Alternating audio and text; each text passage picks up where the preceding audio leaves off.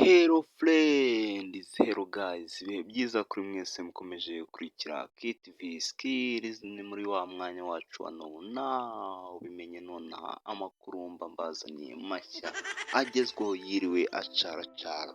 Uyu munsi rero mbafitiye irahira ry'umukuru w'igihugu ndetse n'utundi dukuru tugiye dutandukanye. Ngira ngo wamaze kumva ko iyi ari imwe muri ya video utagomba gucikwa utarebye cyangwa se ngo uyirenga hajya akanyo.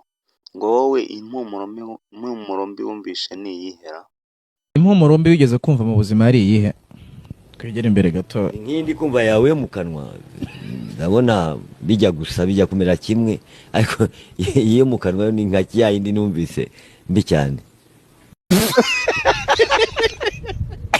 Edi tanga hum rolete malota hota hum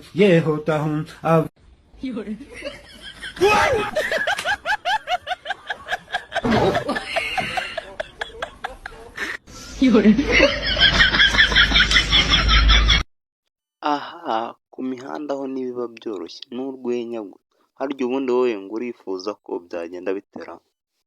Jewe nsabye ko Cyomora Ivan umuhungu w'imfuro wa nyakubahwa His Excellency Paul Kagame ko yamfasha rwose agashaka ka Mutesi Jolly. Nibyo nisabiraga. Ego ntabwo biraza kora. Reka twigire ku makuru yatuzanye. Ngira ngo murabizi ko kuri iki cyumweru aribwo Perezida wa Repubulika y'u Rwanda Paul Kagame yarahiriye kuyobora u Rwanda mu yindi manda y'imyaka 5. Byari ibirori koko kuri stade Amahoro, abaturage bari bakubise buze baje kwihera ijisho ibyo birori.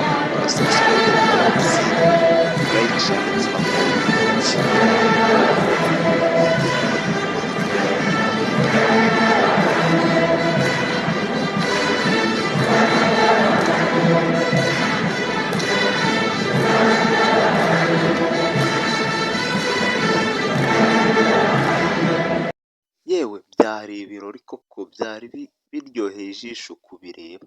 Gusa nawe utahageze humura ntakiragucika. Nyuma abararahiye da uruyobora indi myaka. Jewe Kagame Paul ndahiriye u Rwanda ku mugaragaro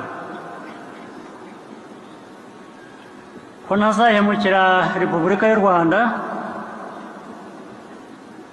ko nzakurikiza nkanarinda itegeko nshinga n'andi mategeko,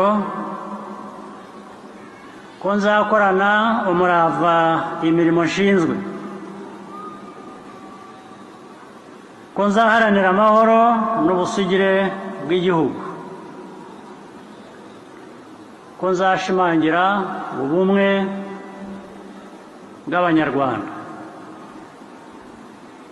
ko ntazigera nkoresha ububasha mpawe mu nyungu zanjye bwite, ko nzaharanira ibyagirira Abanyarwanda bose akamaro. Nintatira iyi ndahiro nzabihanirwe n'amategeko. Imana ibimfashemo. Byari ibirori koko. Bwiza nawe biba bigenze uti? Happy birthday to you, Lisa. Happy birthday to you. Okay.